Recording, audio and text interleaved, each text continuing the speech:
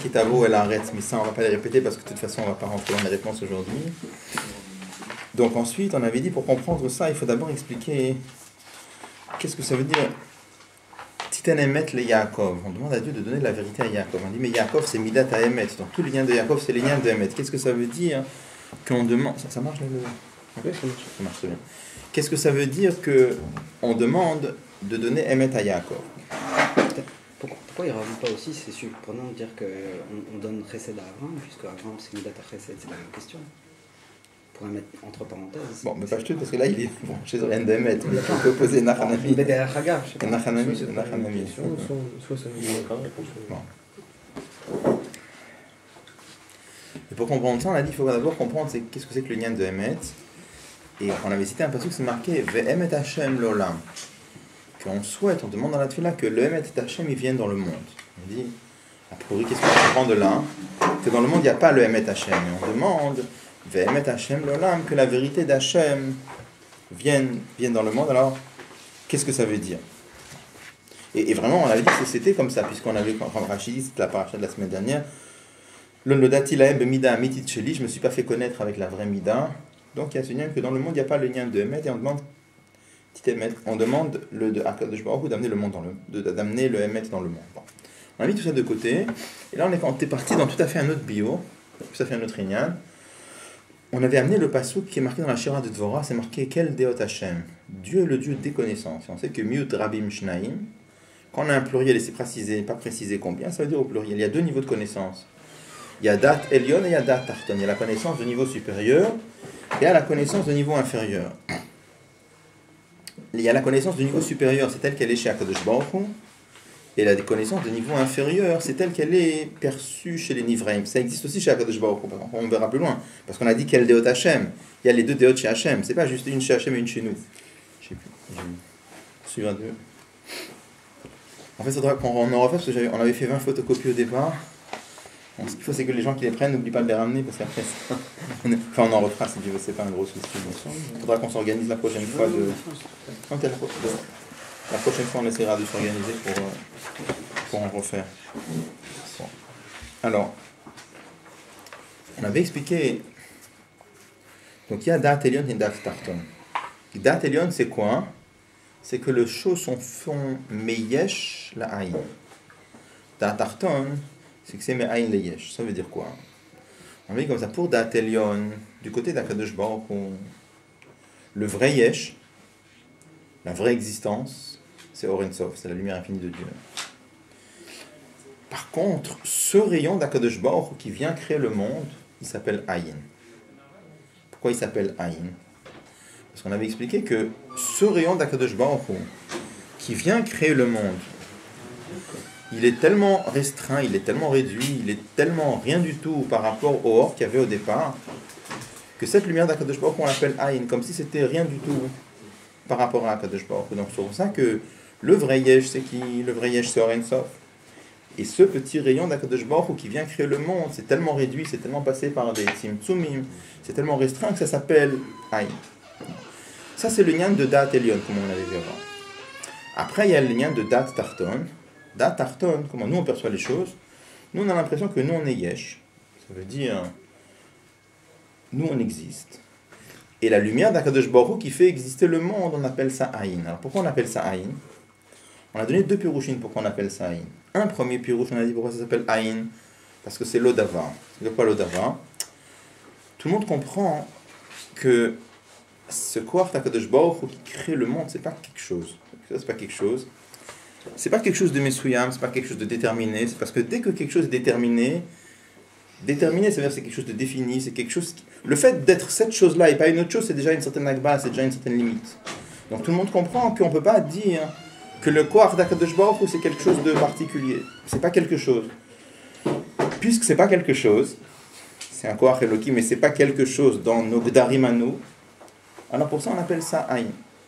On avait donné un exemple, justement, on avait eu une Svara Sikhlit, par exemple. Une Svara Sikhlit, un raisonnement, on avait expliqué longuement qu'un raisonnement, une Svara, c'est quelque chose qui existe. Mais, on explique longuement, enfin, c'est qu'une Svara, c'est quelque chose qui existe, c'est pas nous qui créons la Svara quand on y pense. 3 plus 2 ça fait 5, même s'il n'y a aucun être humain sur la planète pour penser que 3 plus 2 ça fait 5, ça fait quand même 5.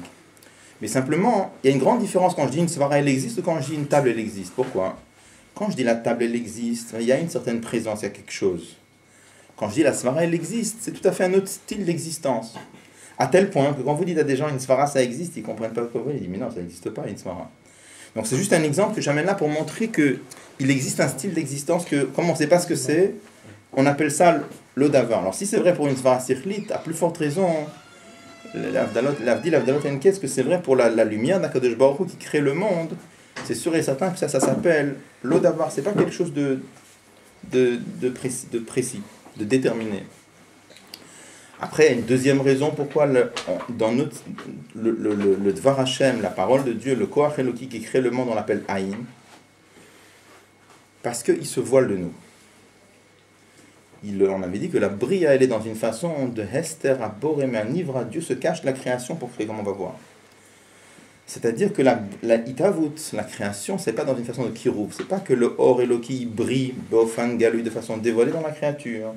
Et ça se cache de nous, c'est dans une façon de Hester. Et ça, c'est le deuxième bio, pourquoi ça s'appelle Aïn. Bon. On peut reprendre dans le mot. Donc on est par Jres Tadikbet.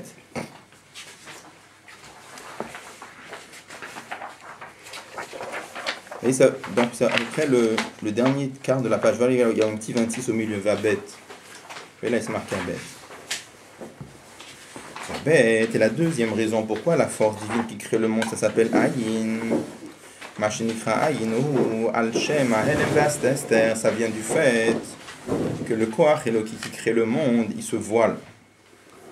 Chez Koach Eloki avait un Ivraïm, mais non Babegilo Ibahem, parce que la force divine qui crée le monde ne vient pas de façon dévoilée dans la création, dans une façon que la création que la créature le ressent.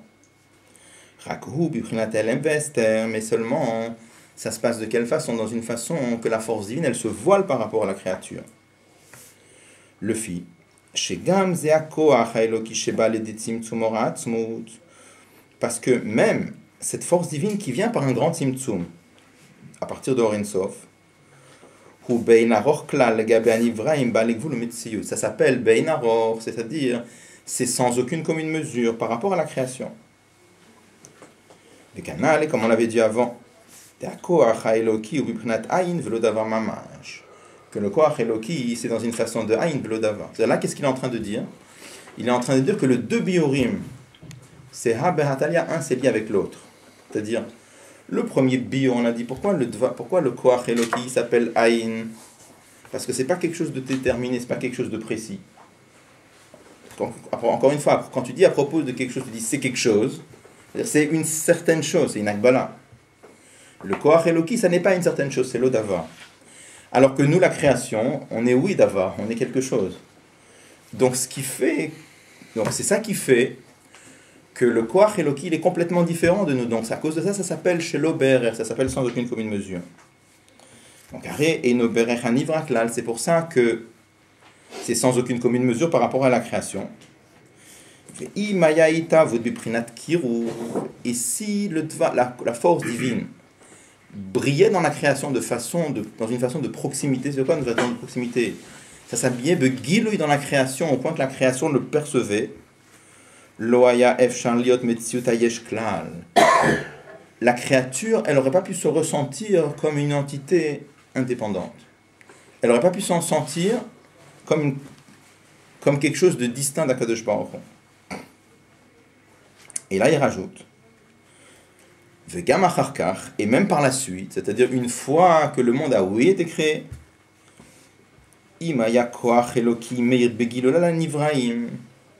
si la force divine brillait sur la créature, dans la créature, la force le monde s'annulerait. Donc en vérité, apparemment c'est la même chose que ce qui est marqué dans Tania. Qu'est-ce qui est marqué dans Tania dans Shana Yifod Ve'emunah? C'est marqué Ilonitna Reshut La'ayin. Si Dieu avait donné la possibilité à l'œil de voir, c'est-à-dire de sentir le Koach Eloki qui fait exister le monde, alors le monde n'aurait pas pu être Yesh. C'est-à-dire le monde n'aurait pas pu être une entité indépendant. C'est-à-dire, c'est pas qu'il n'y aurait pas eu de monde, encore une fois. C'est pas la même chose. Il serait toujours en annulation. Le monde serait là, mais le monde serait un batel. Mais on sépare là de façon nette ce qui est indéfinissable et ce qui est voilé. Donc il y a d'un côté ce qui est indéfinissable, oui. Et deuxièmement ce qui est voilé. Oui. C'est pas indéfinissable parce que c'est voilé. Alors, il explique que comme c'est indéfinissable, ça ne peut pas briller dans la création de façon dévoilée. Parce que si ça brillait dans la création de façon dévoilée, la créature serait battelle, elle serait complètement annulée. Il y a un lien quand même entre les deux. C'est ce qu'il dit, il y a un lien entre les deux explications, c'est ce qu'il dit. Il a donné 2 biurim, et il dit rouge que les deux pirouchim sont liés. On a l'impression qu'il fait une distinction entre le kirouf et le gilouï. Puisqu'il remet la parenthèse, on n'a pas besoin de la parenthèse. On comprend que le kirouf c'est gilouï. Pourquoi il met la parenthèse en pensant qu'il y a kirouf, il aurait pu avoir une façon de kirouf, une façon de gilouï. Où tu vois c'est différent? Regarde, puisqu'après il dit comme ça. Et il m'a dit tabou de pétrinat kirouf. Je connais pas la différence, j'ai compris que c'est la même chose. Alors non, pourquoi il a fait ça? C'est pas bon, on l'a compris, parce qu'on a besoin de la parenthèse. Non, la parenthèse, ça veut dire que même à Harkar, c'est-à-dire, c'est pas simplement la première fois. Même parce qu'il va amener, on va voir plus loin, il va amener un passage qui dit, c'est marqué Hoshita Kadosh Baruch Hu et Aktana Benem Vesarfam. On va voir, c'est un passage, c'est une Gemara ou un Midrash, je ne me rappelle plus, qui dit qu'Akadosh Baruch Hu a dévoilé son petit doigt parmi les malachim, mais il les a brûlés. On explique en Hassidut qu'est-ce que ça veut dire, qu'il a mis son petit doigt. On dit que les 10 doigts, c'est les 10 sphirotes. Le petit doigt, c'est la plus petite des 10, c'est Sphirat HaMalchut. On dit qu'Akadosh Baruch Hu, il a dévoilé parmi les malachim la 10e sphira, donc la Malchut, c'est le Dvar Hashem. Un peu plus, sa femme, ils se sont complètement annulés. Ça veut dire quoi? Ils sont devenus Batel Bimtsiout. Donc ça veut dire, même une fois qu'ils ont été... La parenthèse, là, il veut rajouter, même après que ça a été créé, si ça se dévoile plus que la Mida, ça va être Batel aussi. C'est pas que la première fois. Hein? Mais je connais pas de différence entre Gilouï et Kirouv. J'ai compris que Gilouï, c'est l'explication de Kirouv. La même chose. Mais il faut voir, tu sais, c'est toujours très... Voilà. Kim, seulement, ou mais seulement, comment est-ce que la création, elle se passe dans une façon de Helem Abor et Nivra, que le créateur se cache par rapport à la créature. Comme c'est marqué dans Teilim, dans Yeshaya, pardon, Achenat Akel Mistater. Toi, Kadosh Baruch Hu, tu te caches. Donc c'est pour ça. Donc là, on est maintenant dans l'explication de Dat Tarton. C'est pour ça que dans Dat Tarton, on dit que la création, elle se fait Yesh Me'ain, et la création, elle est Yesh, à partir de Ain. Alors regardez les mots qu'il dit ici, c'est très précis dans les mots. Shemehu Tabriya Oprinat Yesh Gamor ou Murgash. Nous, on a la perception que quoi? Que la bria, la création, elle est Yesh Gamor ou Murgash. Les deux mots Yesh, Gamor et Morgash, c'est Keneged, les 2 biorim, ça correspond aux 2 biorim dans Aïn. Ça veut dire quoi? Le premier biur de Aïn, on a dit quoi? C'est l'odavar, c'est pas quelque chose. Donc dans le Yesh, à l'opposé, le Yesh, il est oui quelque chose. Pour ça, il dit c'est Yesh Gamor, c'est un vrai Yesh, c'est quelque chose. Et deuxièmement, on avait dit que le Aïn, il est comment? Il est caché, c'est-à-dire on le ressent pas. Pour ça, il dit le Yesh, il est oui Morgash. Vous voyez, dans les mots, les 2 mots qu'il met là, c'est exactement à l'opposé des 2 biorim sur Aïn. D'accord?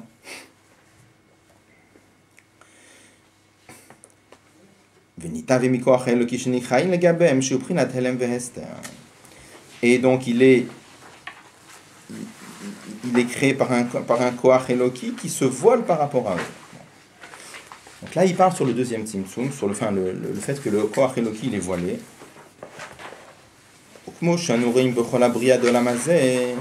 Et comme on voit, vous avez, dans toute la création de Olam Hazeh,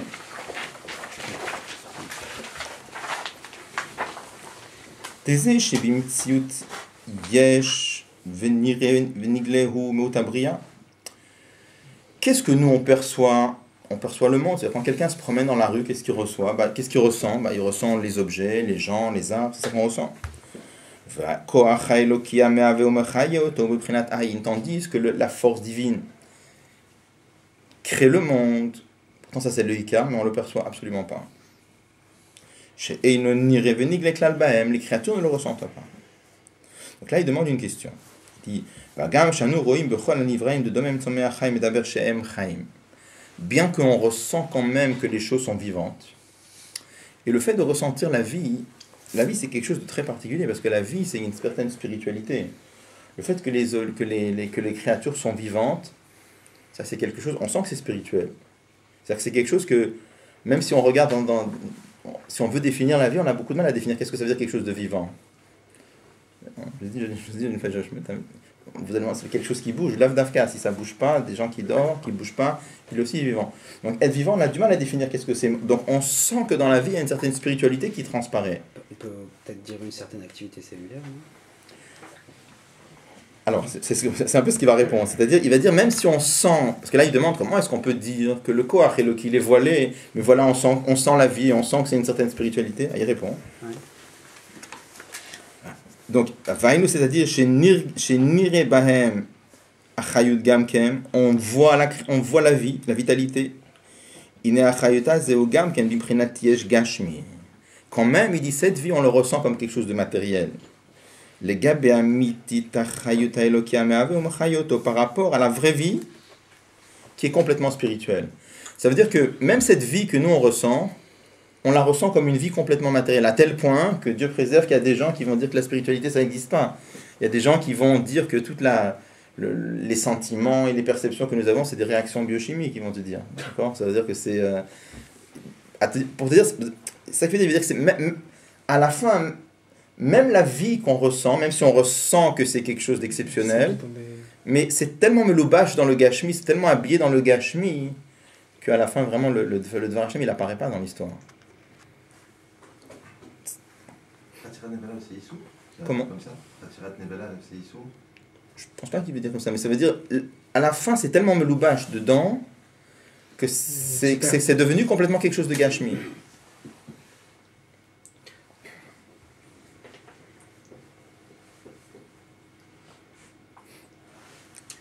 Donc, après, il va plus loin. Il dit Velachen, et c'est la raison pour laquelle même chez nous, dans le peuple juif, on ne ressent pas que notre vitalité, c'est quelque chose de divin. Il y a déjà comment on regarde le monde, c'est une chose. Mais maintenant, en nous, chez un juif, il y a quelque chose de particulier, c'est que lui, il a une neshama elokite, qui est très différente du koach eloki qu'il y a dans le monde. C'est la différence. Quelle différence il y a entre eux? On dit qu'un juif, il a un nefesh elokit, il a une âme divine. Dans la table aussi, il y a un Dvar Hashem qui l'a fait exister. Quelle différence? Là, c'est pris la ben. Ah voilà, il y a deux différences. On a déjà vu plusieurs fois, il y a deux différences. Une première différence, c'est que toute la création, ça vient d'un koach eloki qui est très très très très très restreint, qui s'appelle Aïn, d'accord? Deuxième différence, on avait déjà dit, c'est que... Par Péapav, non? Comment? C'est pas Vaïpar Péapav que c'est venu de la profondeur de... Alors voilà, donc première différence, nous c'est très profond, c'est Vaïpar, donc c'est le lien de Ben. Il y a une deuxième différence aussi, c'est que quand le Dvar Hashem, il crée un objet, comment ça marche? C'est pas que le Dvar Hashem, il se transforme en objet. C'est que le Dvar Hashem, il donne un ordre, Yehi Or, Yehi Rakia, c'est-à-dire qu'il donne un ordre que mais Aïn Leyesh aura un objet. Mais vraiment, le Dvar Hashem et l'objet, c'est deux choses. C'est pas que le Dvar Hashem, la parole divine se transforme en objet. Le Dvar Hashem donne un ordre en disant Yehi Rakia. Alors que la Neshama d'un juif, le souffle de Dieu, entre guillemets, ça c'est la Neshama du juif. C'est pas que Dieu a donné un ordre qu'il y aura une Neshama. D'accord? Bon. En tout cas, tout ça pour dire que la Neshama d'un juif, ça vient d'une madriga beaucoup, beaucoup, beaucoup plus haute. Mais n'empêche que dans la Neshama d'un juif, il y a aussi ce lien-là qu'elle est cachée. Et puisqu'elle est cachée, il nous dit que même ça, on ne ressent pas. C'est surprenant ce qu'il dit, parce que en fait, chaque juif, il a l'expérience au moins une fois dans sa vie, un petit peu, qu'il est bien connecté avec quelque chose qui est plus élevé que lui. Alors lui qui est un rabbi, qui le sait très bien, par exemple Moshe Rabbeinu qui est resté 40 jours et 40 nuits sans manger, sans boire, sans rien du tout, qui a réussi à survivre. On parle pas des tzadikim. Même chaque juif. Tu vois, parce qu'il dit. Chaque juif dans sa vie, il ressent bien qu'à un moment ou à un autre, il y a quelque chose de spécial qui s'est passé, qui fait qu'il est passé à l'étape suivante, alors que normalement. Bon, même si oui, alors c'est un certain moment de sa vie, mais de façon générale, je veux dire, quand il est plongé dans son travail, quand il est plongé dans son vie, il ne ressent pas tellement le Nyan Eloki qui est en lui. C'est pas évident parce que peut-être qu'on peut avoir une impression mais qu'elle est fausse. Peut-être c'est quelque chose qu'on s'imagine. Bon, ça c'est... Enfin bon, c'est ponctuel, c'est-à-dire c'est pas... Oui, c'est tu ponctuel, ressens pas, c'est vrai, c'est ponctuel, c'est tout le clair. temps, Mais c'est bon, mais... c'est ponctuel, mais il y a, Non, je suis pas il y a une certaine réalité quand même. Il y a des choses, à un moment... Il parle de ça, dans Tana, il parle à un moment que quelqu'un, un juge pour ressentir certaines choses, il dit peut-être c'est Dimyonot Shav, il dit peut-être c'est... Il s'imagine, mais c'est faux, mais à la fin, il y a... Ça dépend dans quel endroit il y a deux endroits, mais il y a un endroit où on voit que même Dimyonot Shav, c'est aussi quelque chose, c'est pas complètement... Ça provient quand pas même... Shav, t'as raison. Il y a un endroit il dit Dimyon Shav, et il y a un autre il dit Dimyon tout court. Bon, alors... Le Kayadou, hein. Même au moment où il s'imagine, ça voudrait dire qu'en fait, c'est cette projection de son imagination, ça vient quand même d'Akadosh Baruch Hu et ça représente une certaine réalité qui est en train de se produire. Même si lui, au niveau de ce qu'il ressent, c'est pas sûr que ce qu'il ressent c'est émettre, mais le lien il est émettre. Il y a beaucoup de choses comme ça. Hein. Ouais, je suis pas... Ouais. C'est-à-dire, un exemple. Un juif fait une mitzvah, d'accord? Il fait une mitzvah pour qu'on lui fasse du kavod. Ça veut dire avec un intérêt très grossier. D'accord? Donc qu'est-ce qu'on explique? On dit mitor chez le lishma, balishma. Même si aujourd'hui il fait la mitzvah chez le lishma, un jour il viendra faire la mitzvah. Ok. Là tu me racontes une histoire qu'un jour il fera, mais aujourd'hui il a fait comment?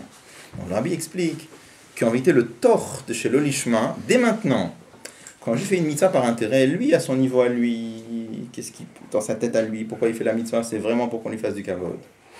Mais au fond de lui, le yan il est émet. C'est-à-dire qu'au fond de lui, ça n'est chama. Elle veut faire la mitzvah parce que c'est la volonté de Dieu. Donc à la fin, ça vaut quelque chose ou ça vaut rien? C'est énorme. C'est un achatouach, le malak de Shbaruch, il a un très grand plaisir. D'accord? Parce que le yan il est émet. Même si lui, dans sa tête à lui, son effet shabamit, ça voile la vérité. Mais le yan, dès maintenant, il est émet. Donc c'est pour ça, alors ça dépend de quoi on parle, mais il y a certaines choses dans lesquelles, même si lui, dans son perçu à lui, il le ressent d'une certaine façon qui est négative, mais à la fin, le lien, il est... Je parlais plutôt des miracles qui arrivent au peuple juif, qui arrivent de manière... même dans notre travail quotidien, il nous arrive des choses qui ne sont pas normales. Tu peux les expliquer rationnellement? Ouais, bon. toujours. Mais... Alors, regardez ce qui est dans la parenthèse. Là, il veut amener une dougma que même nous, de ce que nous, on ne perçoit pas la divinité qui est en nous. Il dit comme ça. On ne ressent pas que notre vie à nous... Je ne sais pas pourquoi il dit anachnu, parce que pour les tzadikim, c'est pas comme ça. Mais bon. Le Kayadoua, comme c'est connu, de Israël, la vérité de la vitalité d'un juif, c'est le nefesh elokit. Comme c'est marqué dans Tanya. Mais quand même, on ne ressent pas que la vitalité qui est en nous, c'est la divinité.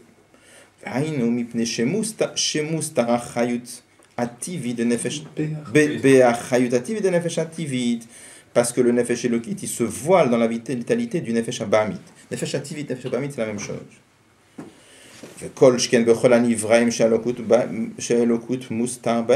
Plus si c'est vrai pour un juif, à plus forte raison que c'est vrai pour toutes les créatures. Donc qu'est-ce qu'il dit?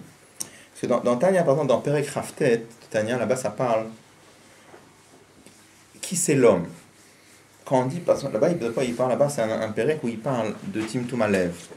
Timtum Alev, ça veut dire quand un juif ressent que, malgré toute la réflexion à la grandeur de Dieu, ça ne le touche pas, il sent qu'il est complètement insensible. Donc il dit là-bas, qu'est-ce qu'il faut faire?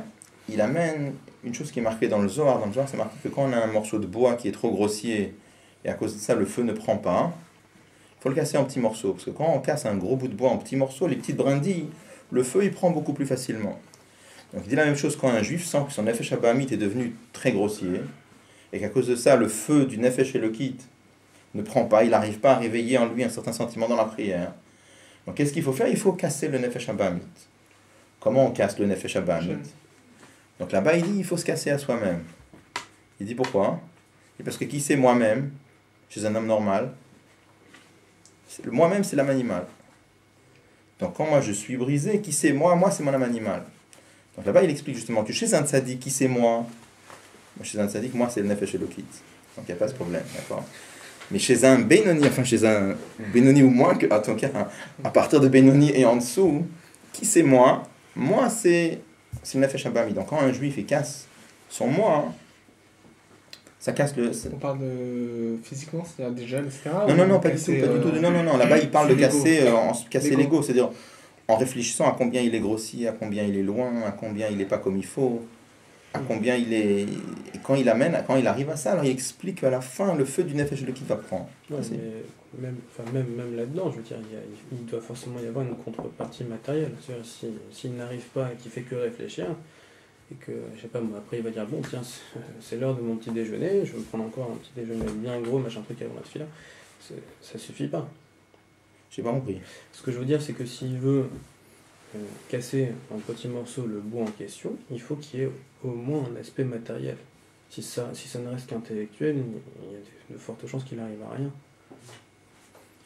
Non, je comprends pas de ça dans ta main. Par rapport aux jeunes, par exemple. Les jeunes, Hein peut-être une action physique. Non, bien sûr, il est Cholel. Il a toujours été Cholel. Il a toujours écarté les. C'est Rouhni là-bas, la réflexion. Là, c'est complètement Rouhni là-bas. Par exemple, Il explique avec ça la Gemara qui dit L'Olam Yargiz Adam Yetzer Tov Al Yetzer Hara. Il explique mettre en colère. Il explique ça à Berouchnut. Il parle pas de.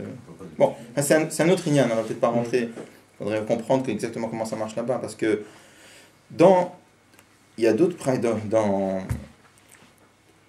Igeret HaTshuva, là-bas, après, il parle de jeunes, mais c'est tout à fait un autre ignan. Mais en tout cas, là, là-bas, dans cet endroit, hein, il ne parle pas là-bas de. Il y a une petite différence quand il parle dans Perek Raftet ou quand il parle de ça dans Igeret HaTshuva. Il y a des sirotes du Rabbi là-dessus, mais a priori, c'est un ignan Ruchni. Mais moi, ce qui nous intéresse ici, c'est quoi hein c'est, il veut expliquer comme ça que chez un juif, la vérité, la vraie vie d'un juif, même quand c'est marqué dans Tania que le moi perçu, c'est qui? C'est le Nefesh Abahamit.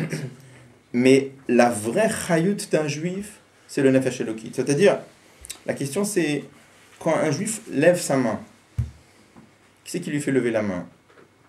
C'est le Nefesh Elokit, c'est le Nefesh Abahamit. Alors c'est les deux. Mais en vérité, c'est le Nefesh Elokit qui est derrière tout ça. C'est comme, si je donne un exemple, par exemple, un exemple qu'on donne pour autre chose, qui est Gazen Beyad Achotsev. Quand un homme utilise une hache pour couper du bois, qui est-ce qui coupe la hache? Qui coupe le bois? C'est l'homme ou c'est l'hache? Bien sûr que c'est l'homme, et l'homme utilise la hache. De la même façon aussi, la vie physique, c'est sûr que c'est le Nefesh Abahamit. Mais à l'intérieur, c'est le Nefesh Elokit qui fait tout ça. Un juif, c'est un yan divin. Un juif, c'est un Koach Eloki qui se promène dans le monde et qui fait des choses. Et c'est pour ça que dans tout ce qu'un juif fait, il y a les deux qui sont imbriqués dedans tout le temps. Le Nefesh Elokit qui est dans le Nefesh Abahamit. Pourquoi il amène ça? Il amène ça dans l'art juste pour dire, regardez comment déjà dans nous-mêmes, on ne sent pas que notre vraie vie, c'est quelque chose d'Eloki. Alors c'est sûr qu'on ne ressent pas dans la création que le Dvar Hashem, c'est lui qui fait tout exister. un truc que je sais pas pourquoi il y a une distinction entre Nefesh Bénit et Koach Eloki qui fait vivre les créatures. Entre eux, pourquoi on nous parle du Inyan de Nefesh Bénit? Ce que je veux dire, c'est que Nefesh Bénit, elle a l'impression qu'elle vit par elle-même. non, c'est aussi un Nivra, c'est un autre Nivra. Oui, mais elle ne ressent pas qu'elle vient d'elle-même. Elle sait qu'elle vient de quelque chose aussi. C'est comme les autres Nivraïm. Une vache aussi, elle a une Neshama. Une vache, elle a une Neshama qui l'a fait vivre, parce que c'est un être vivant. Elle perçoit qu'elle est là parce qu'elle est là. Elle ne ressent pas qu'elle a un Koach Eloki qui l'a fait vivre. Mais c'est sûr qu'il y a un Koach Eloki qui l'a fait vivre. Oui, mais en quoi, qu'est-ce que ça fait de Nefesh Eloki ou Nefesh Bénit? Qu'est-ce que ça change de ressentir ou de ne pas ressentir? Si c'est voilé et que c'est une dimension de haine, c'est pareil. Non, là, ce qu'il veut amener une seule Nekuda, que notre vie, Amit Itachayut, la nôtre, c'est quoi? C'est le Nefesh Elokit. Et on le sent pas. Parce que nous, qu'est-ce qu'on sent? On sent qu'on est vivant et on sent une vie physique. Point. Qu'est-ce qu'il veut montrer avec ça? Donc tu vois bien hein, que le Koach Eloki qui est en nous, qui est beaucoup plus élevé que le Koach Eloki qu'il y a dans toute la création, on le sent pas parce qu'il est voilé. Donc il y a plus forte raison que dans la création c'est voilé. C'est ça la Nekuda qui veut dire.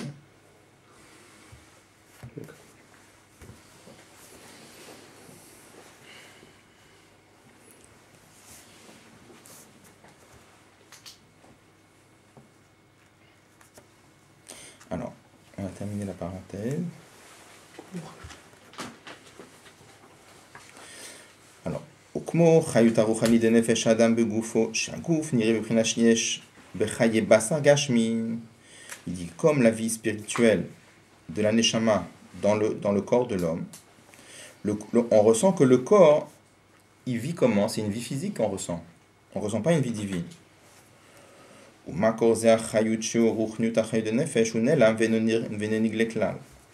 la vitalité de la spiritualité de la neshama, c'est voilé. Bon. Donc ça, là il conclut simplement l'idée qu'on a dit que par rapport à Dat Tarton, nous, on a la perception que qu'est-ce qu'on appelle Yesh, il y a, c'est la création, parce que ça c'est Davar, c'est quelque chose, et on le ressent. Alors que le Dvar Hashem qui fait vivre le Koach Eloki qu'il y a dans le monde, on l'appelle Aïn, deux raisons. On appelle ça Aïn, premièrement, parce que c'est l'Odavar, c'est pas quelque chose de déterminé, et deuxièmement, parce qu'il est voilé par rapport à nous.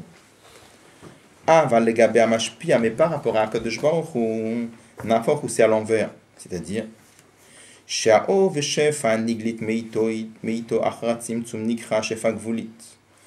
Cette lumière divine que Dieu fait émaner de lui après le tzimtzum pour créer le monde, qu'on appelle shefa gvulit, une lumière limitée, shebi prinat ayin mamash, cette lumière on l'appelle ayin.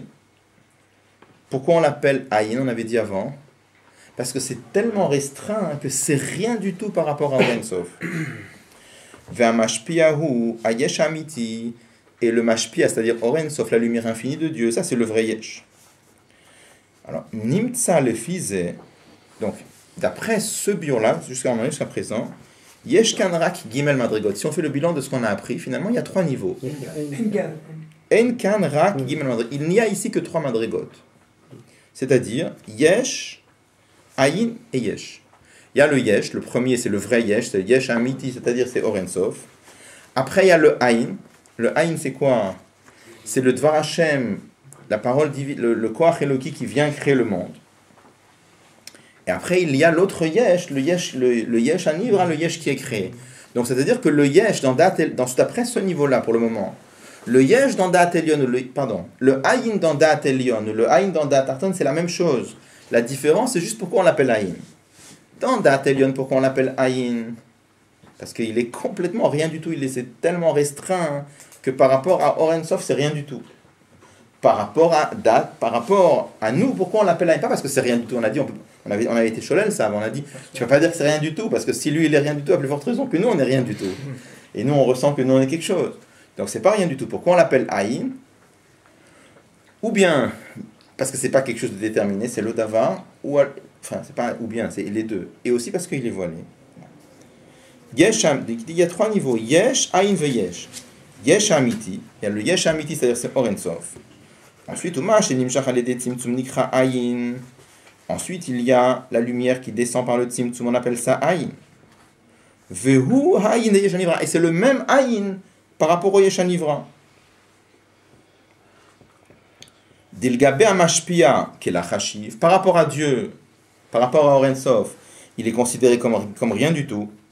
Dilgabe anivra, par contre, par rapport à la création, ou makor ameaveoto, c'est la source qui le fait exister. Donc il n'est pas yesh. Tu peux pas l'appeler ayin parce qu'il est rien, il n'est pas rien, il est la source qui le fait exister. Venikra ayin, et pourquoi on l'appelle ayin? Al shem lo dava, parce que c'est pas quelque chose de déterminé. Va al shem aehlem vester, et aussi parce qu'il est voilé. Vanivra hu yesh amurgash, et après il y a la création qu'on appelle le yesh amurgash. Donc si on fait le bilan, il n'y a que 3 madrigot. Veyesh kan bet tzimtzumim, et il y a 2 tzimtzumim. C'est quoi les 2 tzimtzumim? Arishon, le premier, ou tzimtzum ora atzmut, c'est quand on passe de Oren Sof pour arriver à faire cette lumière qui va créer le monde. Ça c'est le premier tzimtzum. Donc du yesh. Le yesh ici c'est pas atzmut, hein, c'est le hors de atzmut, c'est ce qu'on appelle ici atzmut Oren Sof. Le premier yesh dont il parle, c'est après le tzimtzum, n'est-ce pas? Non, le tzimtzum non, c'est pas atzmut, c'est Oren Sof. Non, le yesh. Le yesh amiti ici c'est Oren Sof. C'est Oren Sof. Voilà. Et le tzimtzum dont il parle, c'est le voilement le tzimtzum, c'est le voilement de Oren Sof. On parle pas au-dessus de... Le voilement de Oren Sof qui va donner cette lumière divine qui va créer le monde. Qui s'appelle Ayin. D'accord. Et après, il y a un deuxième tzimtzum. Ce qui veut juste dire ce rayonnement du rayonnement, c'est la Nefesh Elokit ou Non, Nefesh Elokit, le Nefesh Elokit, c'est encore autre chose. Là, on parle pour toute la création. Nefesh Elokit d'un juif, c'est un autre inyan. C'est beaucoup plus haut que ça. D'accord. Vabet, et le deuxième inyan, c'est quoi hein? Le deuxième tzimtzum, c'est quoi? Tzimtzum ore Eloki anikra ha'ara dehara. C'est le tzimtzum de ce ore Eloki anikra ha'ara dehara. Shegam u belem vester benim v'nimraim. C'est que ce or qui est déjà un tout petit rayon, hara dehara, lui il se voile dans la création. Comme il amène à cette histoire que Akadosh Baruch Hu, il amène, s'il dévoile son petit doigt un peu plus que la mesure, c'est-à-dire s'il dévoile le or. Excusez-moi, quelle différence avec ce qui a marqué dans la Torah de Esther Panim qui semble être entre guillemets une menace d'Hachem si les ministres ils se comportent pas bien, parce que là on a l'impression de dire que Esther Panim c'est tout le temps. C'est tout le temps. Là-bas c'est un Esther encore plus grand, c'est-à-dire que là on parle de la création, maintenant il y a le fait qu'Akadosh Baruch Hu dirige le monde, il y a le lien de Hashgacha Pratit, alors après il peut y avoir un voile même sur le lien de Hashgacha Pratit. C'est un autre inyan, c'est encore un autre inyan. Donc le premier Tzimtzum finalement il y a des mamarim dans lesquels on fait la différence entre ce qu'on appelle Tzimtzum et Hester. Tzimtzum c'est le fait qu'on restreint la lumière, et Hester c'est qu'on cache la lumière. Donc le premier Tzimtzum dont il est question ici, c'est plus un inyan de Tzimtzum, c'est le fait que la Or Ein Sof a été restreint. Et le deuxième Tzimtzum, c'est que même cette lumière restreinte, elle ne transparaît pas dans la création, elle est cachée. Donc c'est plutôt un yan de Hester. D'accord ? Alors je rappelle ce qu'on avait dit la dernière fois, quand il parle ici de ce niveau, et on ne va pas rester avec ce bio-là, on ne va pas rester avec ça. Mais quand on parle ici que la lumière qui provient de Ein Sof pour créer le monde, elle s'appelle Aïn, on a vu le mot qui s'appelle Shefa Gvulit. On avait dit que c'était une lumière qui était limitée. D'accord ? Et on a dit pourquoi il faut qu'elle se voile, parce que même une fois qu'elle est limitée, elle est chez l'Ober, c'est sans aucune commune mesure avec la création. D'accord ? Alors qu'avant, au début du Mamar, il avait dit que pourquoi est-ce qu'il faut que la lumière elle se voile, parce que comme Or Ein Sof c'est chez l'Ober par rapport à la création, il fallait qu'il y ait une madriga de or qui se fasse pour qu'on ait un or qui soit Berer à la création. On avait demandé la dernière fois la contradiction, vous vous rappelez ? On a vu qu'il y avait une contradiction dans les mots, parce que entre le début de la page et la fin de la page. Au début, quand il avait parlé de Dat Elyon, il avait dit que la lumière Or Ein Sof, c'est pas un makor pour le monde. C'est tellement haut que ça ne peut pas être une source pour le monde. Pour qu'il y ait une source pour le monde, il faut que le Or Ein Sof soit restreint par le Tzimtzum, pour mettre en évidence, je veux dire, cette madriga de or qui est shayach avec le monde. Après, il dit que même ce or qui est shayach avec le monde, c'est chez l'Oberer avec le monde. Alors c'est bizarre, une fois il dit que c'est oui Berer, une fois il dit pas, une fois il dit que c'est chez l'Oberer. Alors je voulais juste rappeler ce qu'on avait vu la dernière fois, on avait dit qu'il y a deux madrigotes de chez l'Oberer. On dit qu'une chose elle est chez l'Oberer, elle est sans aucune commune mesure avec une autre. Il y a deux madrigotes. Il y a un niveau de chez l'Oberer, quand par exemple on amène dans Tanya, il y a la différence entre vous et Blégo. Quand tu dis 1 par rapport à 1000, ça s'appelle BRR. Il y a une commune mesure, parce que je peux écrire que 1 égale 1 millième de 1000. Ou en d'autres mots, je peux dire quand j'ai 1, il me manque 999 pour arriver à 1000. Et quand j'ai 2, est-ce que je me suis rapproché de 1000 ? Oui, pas beaucoup, c'est négligeable, mais quand même un petit peu. Parce que quand je suis à 2, il me manque plus que 998 pour arriver à 1000. Si au lieu de 1000, je prends l'infini, on avait dit la dernière fois, quand je suis à 1, il me manque combien pour arriver à l'infini ? Il me manque l'infini. Et si de 1, je passe à 1000, combien il me manque pour arriver à l'infini ? L'infini. Et si je passe à 10 milliards, il me manque toujours l'infini. Ça veut dire quoi ? C'est-à-dire que tant que j'avance dans le fini, je ne me rapproche jamais de l'infini. Donc, ou en d'autres termes, je ne peux pas écrire 1 égale une fraction de l'infini. Je peux écrire 1 égale 1000, je peux écrire 1 en fonction de 1000. 1, c'est 1 millième de 1000. Mais je ne peux pas écrire, même 1 milliard, je ne peux pas l'écrire en fonction de l'infini. Je ne peux pas écrire qu'un milliard, c'est une parcelle de l'infini. Ça s'appelle chez l'Ober, il n'y a aucune commune mesure. Bon. N'empêche que, quand je dis que 1, c'est un chez l'Ober quantitatif, c'est-à-dire, on avait pris la dernière fois cet exemple, imaginez quelqu'un qui a une chokhma infinie, c'est impossible, mais admettons, quelqu'un qui a une chokhma infinie par rapport à quelqu'un qui a une toute petite chokhma. Alors je veux dire, qu'est-ce que ça vaut sa chokhma finie par rapport à la chokhma infinie ? Je veux dire, ça vaut rien du tout. Parce que ça c'est infini, ça c'est fini. N'empêche que pourquoi je suis mevatel le inyan, pourquoi je dis ça vaut rien ? Parce que ça c'est fini, ça c'est infini. Ça c'est le premier bio. Comment ? Le premier bio là. Ça c'est le premier, ouais. C'est-à-dire que, pourquoi je suis mevatel un par rapport à l'autre ? Pourquoi je dis que un ne vaut rien par rapport à l'autre ? Parce que quantitativement, ça c'est fini, ça c'est infini. Mais le inyan c'est un inyan, chokhma c'est de la chokhma. Si au lieu de prendre la chorma, je prends de la bêtise, et je dis maintenant autre chose, qu'est-ce que ça vaut la bêtise par rapport à une chorma infinie? Je dis ça vaut rien. Mais là, j'ai même pas besoin de dire, tu sais pourquoi ça vaut rien, hein, parce que ça c'est fini et ça c'est fait infini. J'ai pas besoin de dire ça. C'est le etzem aïnyan de bêtise par rapport à la chorma, ça vaut déjà rien. Ça n'a aucune valeur l'un par rapport à l'autre. Bêtise, ça change rien. Comment? Oui, ben ça change, d'accord. Ça change rien. Alors, sûr, ça change tout. Où je veux dire avec ça? C'est la même chose ici, c'est-à-dire, quand on parle de la lumière, Or En Sof, aucune shaykhout avec le monde. Or En Sof passe par le Tzimtzum, mais ça donne une harara, un rayon, pour lequel il a dit que ça c'est un makor pour le monde. Il a dit que ça donne, comme il a vu le mot Shefa Gvulit, une influence divine qui est limitée et qui est Berech Haolam, qui est au niveau du monde. Mais après il dit que cette lumière-là, il faut qu'elle se voile, parce que si elle se dévoilait, on ne pourrait pas supporter et rester un yesh. Alors, donc il a l'air de dire que d'un côté, il a l'air de dire que c'est Berech Haolam, d'un autre côté, il dit que c'est Shelo Berech Haolam. Alors comment ça marche? En vérité, c'est que ce or, qu'est-ce que ça veut dire qu'il est maintenant Berech avec le monde? C'est sûr qu'il est Shelo Berech, mais aussi il est Berech, c'est les deux. Comment? Dans un côté, il est Berech, dans un autre côté, il est Shelo Berech. On a dit, c'est comme si je prends un exemple très simple. On voit qu'on est dans un monde dans lequel il y a, dans chaque chose, il y a des qualités et des défauts. Tout ce qu'il y a dans ce monde-là, hein, il y a des qualités, il y a des défauts. On amène en chassid, même la chorma, il y a des défauts dans la chorma.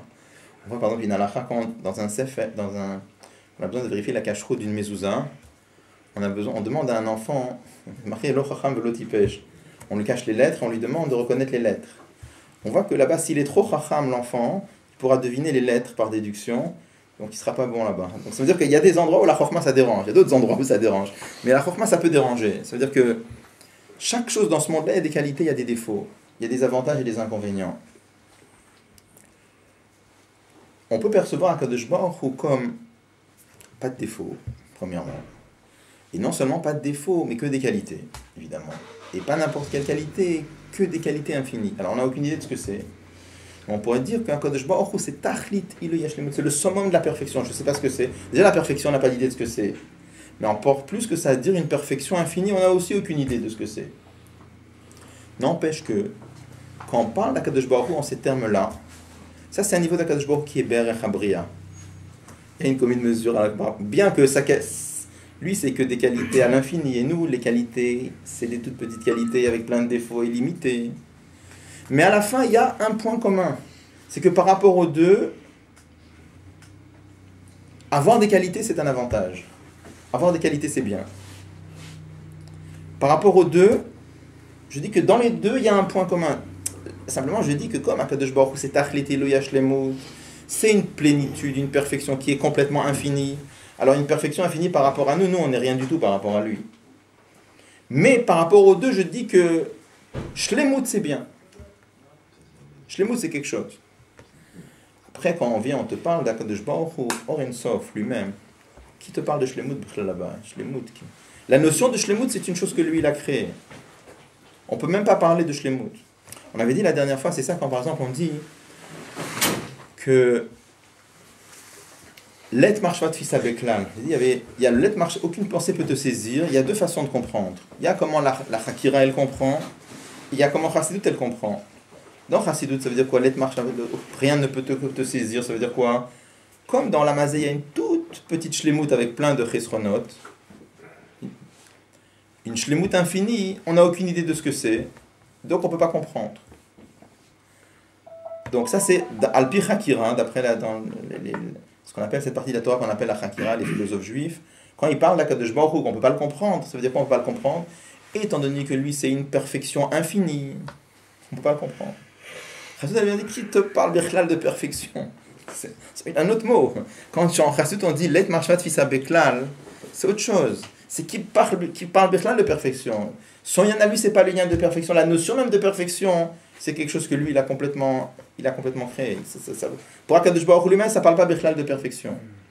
Donc c'est ça le lien ici. Quand on te parle de Or Eloki qui est Berech Hanivrin, c'est Berech Shelo Berech. Une fois il dit que c'est Berech, une fois il dit que c'est Shelo Berech. Ça dépend de quoi on parle. C'est Berech Hanivra dans le sens où il y a des valeurs communes. C'est-à-dire, le lien de Shlemut, de perfection, là, dans les deux, c'est quelque chose. Quand on parle de Ein Sof, ça n'a rien à voir avec le monde. C'est complètement autre. Alors, où est-ce qu'on en est? Pourquoi on a amené tout ça dans le Mama? Parce qu'on veut comprendre qu'est-ce que ça veut dire Ve'emet Hashem Leolam. Qu'il y a la vérité d'Hachem qui va descendre dans le monde. Alors on va faire une tentative maintenant, d'après le bio qu'on a donné jusqu'à présent, le Rabbi va proposer un bio, comment on pourrait éventuellement expliquer Ve'emet Hashem Leolam, mais il ne va pas rester avec ça, il va le repousser. Alors, ou le fils est... Hein? Oui. Alors, le fils est, d'après ça, avec le mari, il faut dire...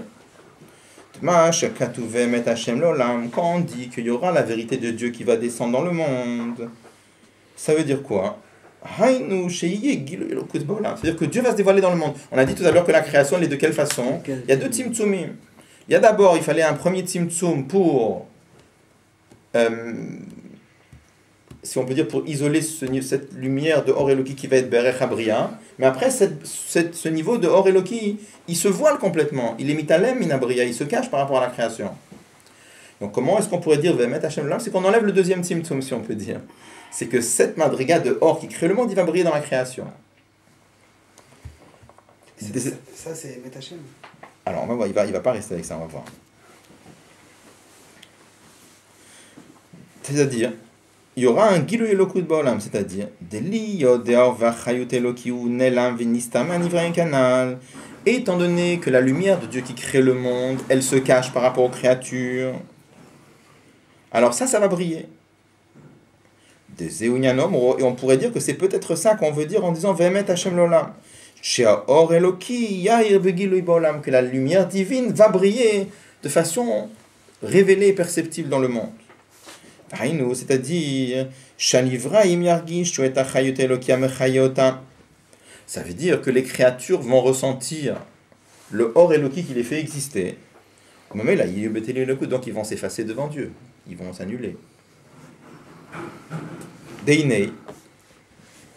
Alédé à Tzimtzum Hasheni Hanal, par le deuxième Tzimtzum dont on a parlé avant, Shorek Loki Mitalem ou Mistater, par lequel on dit que la lumière divine elle se cache par rapport à la création.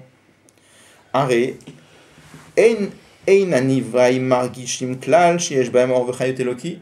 Les créatures ils ressentent pas du tout qu'ils ont une vitalité divine comme on l'a dit tout à l'heure. Dagam Shemargishim Sheyesh Baem Chayot, bien qu'ils sentent qu'ils sont vivants. Et comme on a dit avant, ils sentent qu'ils sont vivants, mais ils ne sentent pas du tout que cette vie c'est quelque chose de divin. C'est pour ça qu'ils se ressentent comme séparés de Dieu, distincts de Dieu. Et qu'est-ce que ça voudrait dire Ve'emet Hashem Leolam, que la lumière divine va briller dans le monde?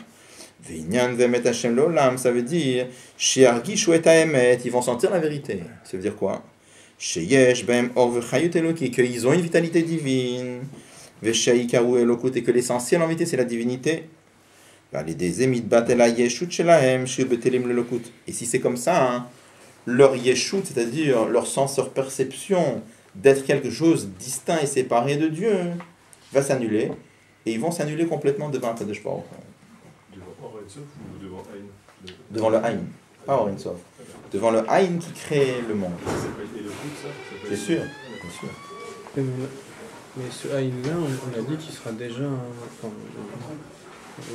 dans ce bio-là, on a dit que ce Aïn-là, il y aura déjà de manière claire la lumière de Dieu. Alors, on vient de dire on a dit s'il faut expliquer comme ça Ve'emet Hashem Leolam, d'accord, ça veut dire que dans le Haïn, on saura déjà, on verra déjà clairement qu'il y a le Or Chayut Eloki.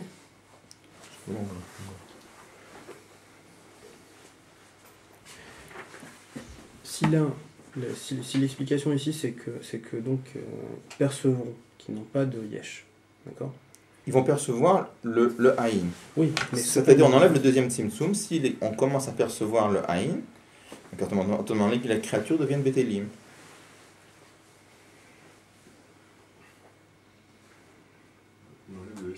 C'est ça, on enlève le Esther. Mais est-ce que quelque chose va changer chez l'homme pour qu'il puisse supporter à ce moment-là? La supporter, c'est pas comme. C'est vrai que dans la Gemara, c'est marqué les mots. Oshit HaKadosh Baruch Hu et Tzba'u Aktana V'Sorfam. Sorfam, ça veut dire. Mais c'est pas négatif, c'est-à-dire que c'est un très haut niveau. C'est que les créatures s'annulent, ça c'est un bitul. Ils se ressentent plus comme une entité indépendante de Dieu, mais c'est pas dans le sens qu'ils s'arrêtent d'exister. Il y a une grande différence quand on dit que les créatures sont bétélim, c'est-à-dire ils sont là mais ils sont bétélim, ou quand on dit que les créatures n'existent pas. Par exemple, quand on prend Shara Yechud Vaimuna, d'accord? Comment il dit là-bas? Quand il parle de Shara Yechud Vaimuna, il dit là-bas, il dit si Dieu retirait le Koach Eloki une fraction de seconde de la création retournerait au néant, à une VFS, comme avant la création. C'est pas pareil du tout. Mais je veux dire, c'est pas pareil quand on dit si HaKadosh Baruch Hu retirait le Koach Eloki qui fait exister la création retournerait au néant. Ou dire si HaKadosh Baruch Hu enlève le Tzimtzum, les créatures ils deviennent Bétélim Mimtziut. C'est pas du tout la même chose. Mais Oui. lorsque la transition elle est trop rapide, alors justement la Neshama elle part. C'est un peu comme ce qui s'est passé au Mamad Sinai. Quand ils ont le dévoilement, quand la transition elle est trop brutale, et qu'il n'y a pas un travail de bitoul derrière, alors la personne elle n'a pas... Bon, alors, il y a toute une préparation, toute une achana, etc. Ouais. Ça, c'est encore autre chose. Mais vous voyez la différence, c'est que quand... La différence, c'est très simple. C'est quand, si HaKadosh Baruch Hu il veut faire par exemple qu'il n'y ait plus de table, il n'a pas besoin de la brûler ou de la casser. Il retire le Koach Eloki qu'il a fait exister, il n'y a plus de table. Nous par exemple, on ne peut pas vraiment retirer l'existence à quelque chose, parce que quand on casse quelque chose, ou on le brûle, ça va se transformer en vapeur d'eau, en gaz carbonique. C'est les lois de Lavoisier, quoi. Rien ne se perd, tout se transforme. Je veux dire, on peut pas vraiment... Ni on peut créer Yesh Me'ain, ni on peut créer quelque chose, et ni on est capable de retirer l'existence à quelque chose. Le maximum qu'on soit capable de faire, c'est transformer quelque chose.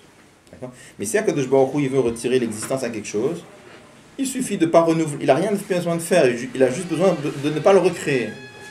D'accord ? Ça, c'est une chose. Et là, qu'est-ce qui se passe? C'est que la chose, elle s'arrête d'exister. Là, quand on parle que si HaKadosh Baruch Hu retire le Tzimtzum Hasheni, les créatures deviennent Bétélim Mimtziut, c'est pas qu'ils s'arrêtent d'exister. Ils s'arrêtent d'exister en tant qu'entité indépendante. Mais ils continuent à exister en tant que Nivraim Bétélim. Donc le voilement, c'est pour être indépendant. Et le Tzimtzum, c'est pour exister. C'est que... Alors, on verra que le Tzimtzum aussi, ça peut être un niveau de bitoul encore plus haut. Mais là, c'est deux choses. Là-bas, dans Shara Yichud, si on retire le Koach, ça n'existe plus. Là-bas, il explique, c'est pas que ça n'existe plus, c'est que ça n'existe plus. Comment l'ifne shetim et breshit, c'est-à-dire, comme on avait appris dans la Sikha de Béchala. C'est qu'on n'existe pas, même rétroactivement, on n'existe pas. Comme le premier Tzimtzum, alors. Comment? Comme le premier Tzimtzum. Non, ça c'est encore autre chose. Là, c'est un lien de bitul. Là-bas, c'est que ça s'arrête d'exister. Là, c'est bitul bimtsut, c'est pas que ça n'existe pas. Ça n'existe pas en tant qu'entité indépendante, mais ça existe. Mais dans le premier Tzimtzum, il y a des Netzaïm quand même, il y a quelque chose dans le premier Tzimtzum, pas dans le deuxième. Là, il parle des Nivraïm, là, quand Mais dans le premier Tzimtzum, donc dans le premier Tzimtzum, oui. Entre le Yesh et le Haïn, oui. il y a des limites Netzaïm là. Ok. Obligé les deux lamottes. Oui. On est d'accord. Oui, bien sûr. On va parler dans les détails. Bon, alors, juste, il reste quelques minutes, on va commencer justement les quelques lignes. Alors, il dit, ou Bemet, mais en vérité, lo yitaren le faresh, ma shekatu vemet Hashem lolam, il dit, on ne peut pas expliquer vemet Hashem lolam de cette façon-là. Al gilu prinata inamea vetayesh beyoter mikfi atzimtzum abed. En disant que, qu'est-ce que ça veut dire vemet Hashem lolam? C'est que le or va briller au-delà du tzimtzum hasheni. C'est-à-dire, on va enlever le hester, ce qu'on avait proposé. Qu'on va enlever le hester, c'est-à-dire que ce Koach Hashem, cette force divine qui crée la création, qu'elle s'arrête d'être voilée. On voulait expliquer comme ça, Vemet Hashem me dit, c'est pas possible. Pourquoi? Shariat Tzimtzum Azehu Beshem Elokim. Parce que ce Tzimtzum là, ça concerne le lien de Shem Elokim. C'est-à-dire comme ça. Je le dis juste par oral, on verra après, mais on va voir plus dans les détails après. Là, la proposition qui avait été faite, c'était de dire, qu'est-ce que c'est Vemet Hashem Lolam?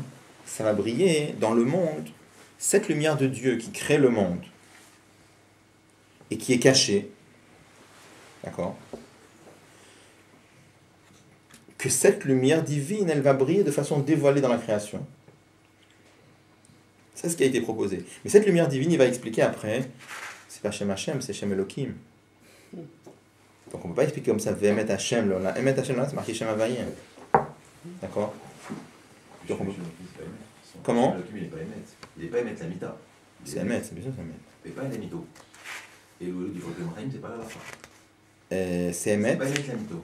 C'est émettre. Ok, mais ça s'appelle émettre. Là, on parle déjà de émettre Hachem Lolam. Mais là, Ça, il c'est. parle Ouais, on verra après. Une chose encore que je voulais vous rappeler, on avait parlé une fois de ça dans le moment de Yutet Kislev, de Patach Eliaou là-bas. Là. On m'a dit encore une autre chose. Encore une raison sur ce lien que le lien de création, ça ne peut pas briller de galouille dans la créature. Il y a encore une écoute. Pourquoi? Quand on prend une créature et qu'on dissèque les différents yanim qu'il y a dans elle. Alors il y a plein de choses dans la création. Il y a sa forme, il y a sa couleur, il y a son état de surface, après il y a son but, à quoi il sert, qu'est-ce qu'il fait dans le monde. Il y a plusieurs yanim. Il y a en lui, il y a sa chayut, il y a le fait qu'il est vivant. Mais le yan de Hitavut, le passage de Aïn à Yesh, est-ce que ça c'est un élément constitutif de la chose? Non. Elle n'était pas là avant, donc... Pourquoi? Parce que qu'est-ce que ça veut dire le passage? Une créature, elle commence où? Elle commence à Aïn ou elle commence à Yesh? Elle commence à Yesh. D'accord? Donc la notion de passage de Aïn à Yesh, ça ne peut pas être un élément constitutif de l'objet, puisque l'objet il commence au Yesh. D'accord? Donc ça c'est encore une raison pourquoi le Koach Eloki qui crée le monde ne peut pas briller begalouille, parce que si une créature elle ressent chaque seconde comment elle sort de Aïn à Yesh, alors il ne peut pas se ressentir comme une entité indépendante. Oui? Chacune des choses qu'il y a dans la création, tous ces détails qu'il y a dans la création, comme on l'a dit par exemple, sa couleur, à quoi il sert, ses propriétés physiques, chaque détail, tout ça c'est inclus dans le Koach Eloki, c'est-à-dire que chaque créature, il y a une autre combinaison de la lumière divine qui le fait exister, les combinaisons des lettres, comme c'est marqué là-bas dans Shara Yechud Be'emuna. Et chaque détail, ça va donner les différents aspects de la création. Donc dans chaque créature, il y a différentes facettes, il y a différents aspects. Bon. Mais la notion de passage de Aïn à Yesh, ce n'est pas un élément constitutif de l'objet. Parce que l'objet, il commence où? Il commence à Yesh, il ne commence pas à passage de Aïn à Yesh. C'est simplement une des raisons pour lesquelles le Inyan de Hitavut, c'est-à-dire que le fait que le Koach Eloki, il n'est pas meilleur, il ne brille pas dedans de façon pnimite, de façon mourgeshet, de façon ressentie. Ça reste comme si c'était quelque chose d'extérieur. Bon, on parle. En quoi sera... Oui, c'est le Tzimtzum Hasheni. Je comprends en quoi de rappeler son origine, enfin l'origine de la chose, en quoi ça l'annule. On peut très bien exister en étant conscient qu'on vient par exemple de nos parents, par exemple. Oui, mais non, en permanence. En permanence, oui, non, mais n'est-ce pas qu'on vient de là, c'est d'un otiège. C'est pas gênant. Là, on vient de Aïn. Ouais. Là-bas, on vient d'un otiège, c'est pas un gros problème. Là, on vient de Aïn, là. Mais même en se rappelant qu'on vient de Aïn, c'est pas en se rappelant, c'est que ça serait un élément constitutif de sentir que chaque seconde, on vient de Aïn. Ouais. Mais pas vraiment exister en se rappelant qu'on est toujours rien, quoi. Voilà. C'est un peu la différence entre Ria et Tzira, non? Je vois pas comment. Si tu te rappelles que tu vois que de Tzira, tu ne développeras jamais, tu feras qu'une copie d'eux, à la limite. Je vois pas comment. Je sais pas. C'est pas le bitou de recherche, justement. Comment? C'est pas le bitou de recherche. Ah non, mais le bitoul, je veux dire, c'est très bien le bitoul, parce que dans Tanya là-bas, dans Shara Yechud Be'emuna, il dit comme ça, il dit Il unitna reshut la'ayin. Si on avait donné la possibilité à l'œil de voir, alors de voir le Dvar Hashem, alors on serait complètement annulé. Le Rabbi Marash avait dit Nitna reshut la'ayin lirot. Dieu a donné la possibilité de voir. Il dit comment? C'est par avodat tefila, par la prière. C'est que quand un juif prie, il est plongé devant Marim de Chassidut, quand il prie, alors il peut s'imprégner de sa façon de regarder le monde. Je ne sais pas si on peut arriver vraiment à cette madriga, mais en tout cas tendre vers cette madriga-là, de sentir les choses, c'est-à-dire ça donne tout à fait un autre regard sur le monde. J'ai dû vous raconter déjà cette histoire. Il y avait une fois un garçon qui était entré à Samtsanti. Un garçon qui venait dans une yeshiva où on n'apprenait pas Chassidut. Il a pris un Tanya, comme ça, il s'est mis à regarder, et il a voulu dire un mot gentil sur le Tanya, donc il a dit que le style est très joli. Il y avait là-bas un des secrétaires de la vie précédent, qui qui s'appelait Rothstein. Ça l'a énervé qu'on dise un mot pareil sur le Tanya. Que le style était joli. Donc, il a donné un exemple. Il a dit, c'est marqué dans les mamarim de Chassid. Il y a des mamarim dans Torah. Quand on parle de chevaux, sous, c'est marqué que les sous, quand on dit dans la tefila, sous v'rorvo rama vayam, ça représente Otiot Torah. C'est les laits de la Torah. Pourquoi? Dans Torah, c'est marqué parce que de la même façon qu'un cheval, qu'est-ce que c'est? C'est quelque chose qui permet à un homme d'atteindre un endroit qu'il n'a pas la force physique d'atteindre par ses propres moyens. Ça lui permet de faire des kilomètres, il n'aurait jamais la force d'arriver tout seul à cet endroit-là. Donc le cheval, ça permet d'atteindre cet endroit-là. De la même façon, au Tiot Torah, quand un juif prononce des mots de Torah, ça lui permet d'atteindre des madrigotes spirituelles que tout seul, avec ses propres moyens, il n'aurait pas la force d'atteindre un niveau pareil. Donc il dit quand un juif, il apprend un Shabbat matin un mamar comme ça dans Torah Or, et il réfléchit au mamar une fois et deux fois, il s'imprègne du mamar, il dit après il sort dans la rue, quand après cette fille-là pour rentrer à la maison, quand il voit un cheval dans la rue, il ne voit pas un cheval, il voit au Tiot Torah. Il y a des gens, quand ils regardent dans la Torah, ils ne voient pas la Torah, ils voient un cheval. Ça c'était juste un exemple qu'il a voulu lui dire. Mais ce que je voulais dire avec cette histoire-là, c'est juste que toute la façon comment on regarde le monde, on la regarde à travers l'éducation qu'on a reçue, à travers les valeurs qui nous ont été données, et chacun voit le monde avec une autre paire de lunettes. Et ça peut se changer. Il n'y a pas deux personnes qui voient la même chose de la même façon. Même si c'est sûr que l'image physique, ça va être la même. Celle qui se forme dans la rétine, on va voir la même chose. Mais comment on perçoit la chose, en fonction des valeurs qu'on a reçues, en fonction de l'éducation des parents, on voit les choses différemment. Alors un juif doit travailler sur lui-même pour s'auto-éduquer, si on peut dire, pour arriver à voir les choses comme la Torah nous demande de les voir, comme la Chassidut nous demande de les voir. Et là, vraiment, on peut ressentir les choses différemment. C'est une autre façon de voir les choses. L'Avdil Abdel Tenkes, vous pouvez voir même chez les Goïms, par exemple, quand ils vont discuter sur un fait dans le monde, selon que les gens ils soient de droite, de gauche, de droite, sur le même truc, ils ne voient pas la même chose. D'accord? Alors, à plus forte raison, c'est-à-dire que sur tous les yanim du monde, quand un juif le lien d'un juif, c'est de mettre la paire de lunettes des mamarim et des sirot du rabbi et de voir le monde comme la Torah nous demande de voir les choses. C'est une autre façon de voir les choses complètement. Les histoires d'Abraham qui s'est révolté contre son père. Tout est comme ça, mais c'est à la fin ce qui est important de comprendre, c'est qu'on peut changer cette façon qu'on a de voir les choses. On peut la changer. Ça c'est la force que Dieu nous a donnée. C'est que même si nous on a reçu une certaine éducation et qu'on est tous d'une certaine façon, on peut changer ça. Et ça c'est essentiellement par la prière. L'étude de Chassidut avec la prière, ça peut changer complètement la façon de regarder le monde. Ok, c'est du la semaine prochaine.